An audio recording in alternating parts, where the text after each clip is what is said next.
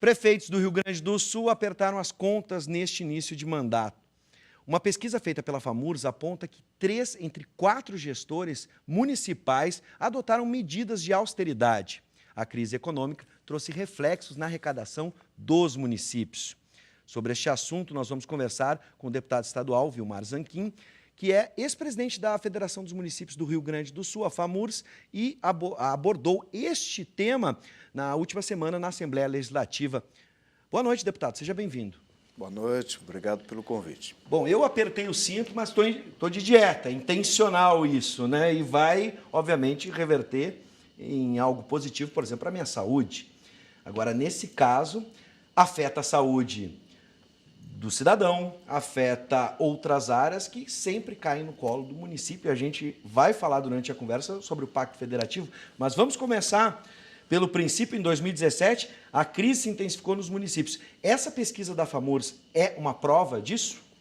Sem dúvida nenhuma. O ano passado, os municípios do Rio Grande do Sul e do Brasil conseguiram fechar as suas contas em função de um recurso que chegou até os cofres municipais no final do ano, que foi o dinheiro da repatriação. Se não tivesse havido essa transferência, nós teríamos um número muito maior de prefeituras fechando no vermelho.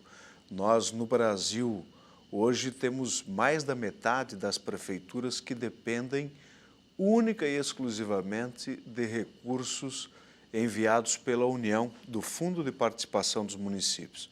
E aqui no Rio Grande do Sul não é diferente. Nós temos a maioria dos municípios, principalmente os pequenos, onde não tem um setor de comércio e indústria muito forte, que dependem também da transferência dos recursos federais. E qualquer movimento no sentido de redução da economia, né, e desses recursos vindos da União, afeta diretamente lá na ponta, nas prefeituras, nos municípios, que é onde o cidadão vive. Bom, muita gente se pergunta onde cortar, onde podemos apertar o cinto. Por exemplo, CCs, alguns acham que no caixa mesmo do governo acaba sendo um corte simbólico. Combustível, diárias, renegociação de imóveis. O que a gente pode fazer efetivamente na sua concepção para ter um corte de gastos efetivo?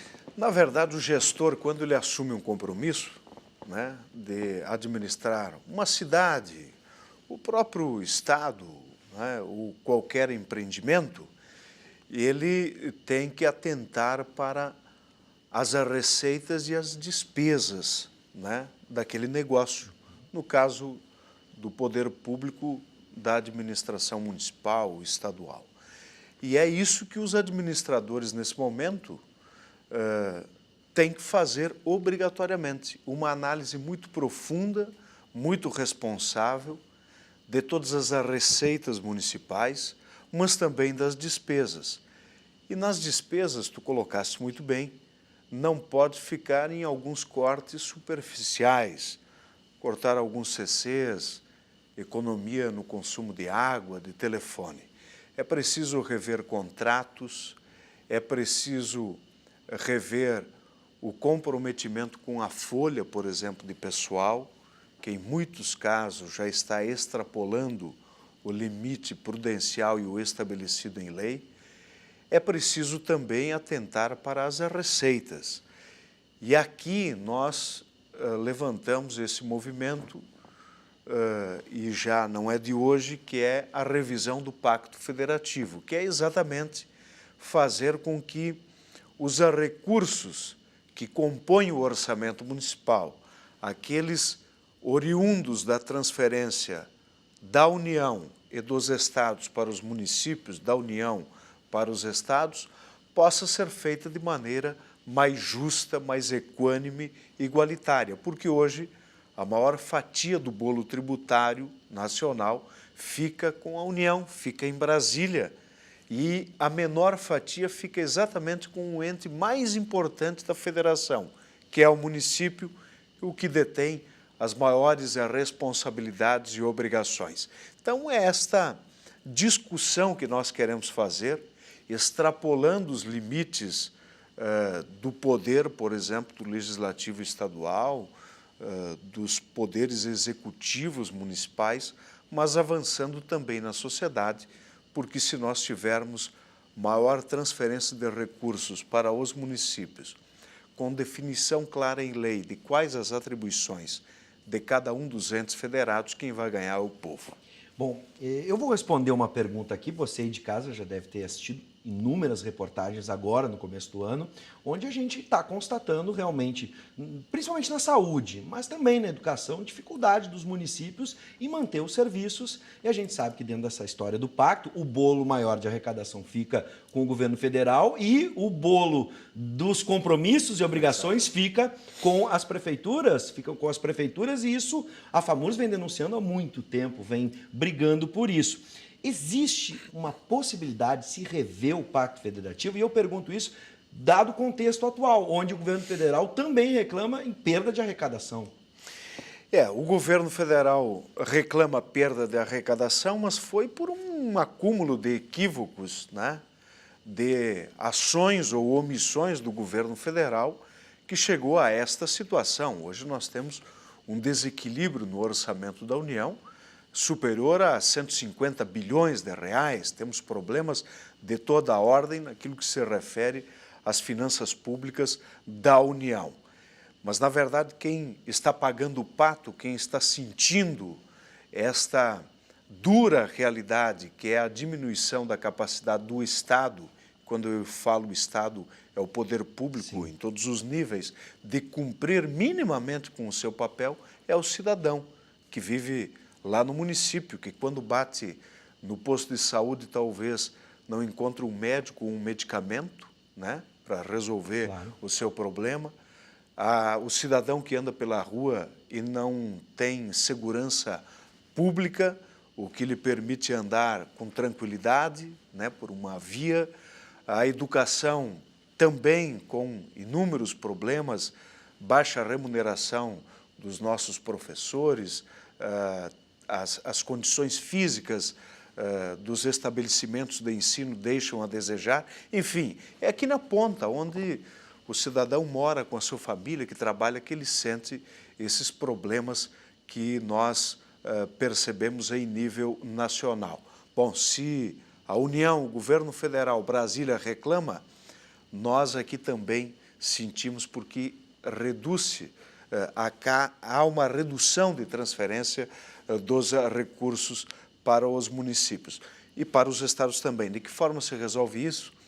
Revendo o pacto, fazendo com que o dinheiro não faça esse caminho triste que é sair da onde ele é gerado, produzido, que é lá nos municípios, nas pequenas comunidades, e ele vai a Brasília e depois tem todo um caminho de volta. E essa estrada que traz de volta o dinheiro produzido nos municípios é uma estrada sinuosa, é uma estrada que tem muitas curvas e que se perdem nessas curvas, né?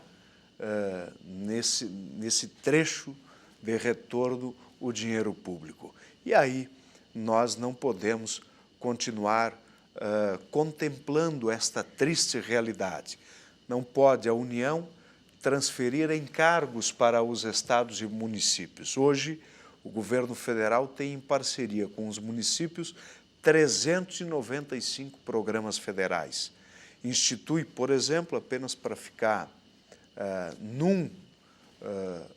exemplo apenas, institui um programa, por exemplo, da saúde da família, né? Repassa 10 mil reais por mês para os municípios, mas o custo é de 70 mil reais. Né? Essa diferença, quem está bancando é o prefeito. Lembra das UPAs, por exemplo? Exatamente. E aí falta o dinheiro, claro, para o município oferecer uma melhor estrutura de serviços para a população ou até fazer alguma obra para o povo que vive lá na ponta. No caso da UPA, a estrutura é construída, mas depois quem tem que administrar o custeio. O nosso problema está no custeio. Claro. Não adianta o governo federal oferecer apoio na construção de um prédio para abrigar uma UPA, um posto de saúde e uma creche. E depois que construiu e inaugurou, se transfere esta obrigação que é permanente, rotineira, para os municípios. Agora, tem um detalhe, a gente pode acrescentar, e o senhor tocou nesse assunto, quando falou da segurança. Na verdade, se a gente for resgatar, né, o que deve ser feito, a segurança seria um compromisso do Estado. Só que a criminalidade está acontecendo no município. E aí eu fico pensando, como é que fica a situação do prefeito? O senhor tem experiência no cargo, na medida em que a gente está, me imagino como prefeito agora, sem pretensão, mas eu moro na cidade e as coisas estão acontecendo. Eu represento o poder público.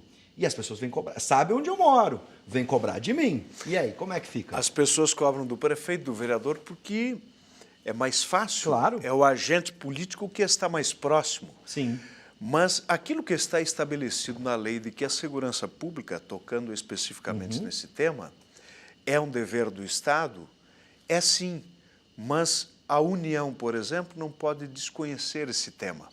Até porque é um problema hoje nacional. No Brasil falta um Plano Nacional de Segurança Pública. Aliás, há poucos dias foi lançado, que ainda nós não sentimos na prática, né? Então, o governo federal tem que abraçar esta questão. Segurança pública não é um problema dos estados apenas, é um problema do governo federal, é um problema nacional, portanto, tem que ter ações interligadas, e é um problema do município. Até porque o cidadão cobra primeiro do prefeito. Especificamente aqui no Rio Grande do Sul, nós enfrentamos esta grave crise financeira que impede ainda alguma ação maior para que nós possamos reduzir os índices de criminalidade.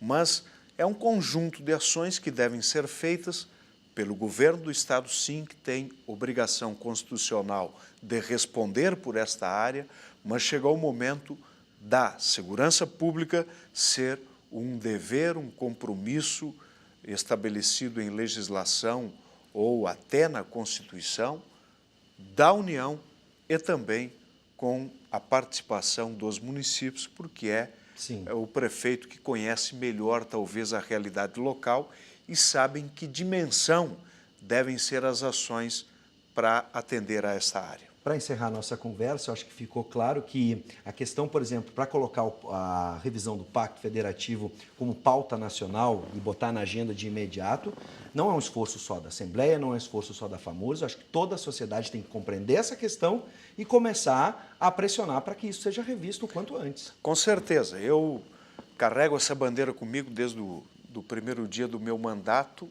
já propus uma comissão especial e presido uma frente parlamentar que trata do assunto, mas tu disseste muito bem, esse é um tema que extrapola os círculos dos poderes constituídos. A sociedade tem que se envolver. E rever o Pacto Federativo, nós temos dois caminhos. Um é uma constituinte exclusiva, se fazer uma lei maior brasileira, né, regendo todos os temas, regulamentando as relações federativas, ou nós vencermos essa desigualdade que impera hoje nesta relação entre os entes federados, alterando através de legislação, né, o repasse de recursos, o estabelecimento de forma muito clara das competências de cada ente da federação e uma série de outros pontos que nós poderemos fazer fazendo alterações pontuais na lei, mexendo nas leis de forma isolada e pontual, que é o caminho que nós adotamos devido à dificuldade de se imaginar que o Brasil tem um ambiente para se chamar uma constituinte exclusiva para rever o Pacto Federativo. Mas devagarinho nós estamos buscando a conscientização de todos e a esperança não pode morrer. Sem dúvida. Deputado Vilmar Zanquim, é uma honra recebê-lo e fica aqui então o apelo para que todos, você que está em casa também, entre nessa bandeira, carregue essa bandeira, entre nessa luta, carregue essa bandeira para que a gente possa rever a situação do pacto e também as situações pontuais de cada município. Muito obrigado pela oportunidade e falar em pacto federativo não deve ser algo distante a todos nós. É tratar do cotidiano da vida dos cidadãos. Por isso que há necessidade do envolvimento de todos. Seja sempre bem-vindo. Muito obrigado.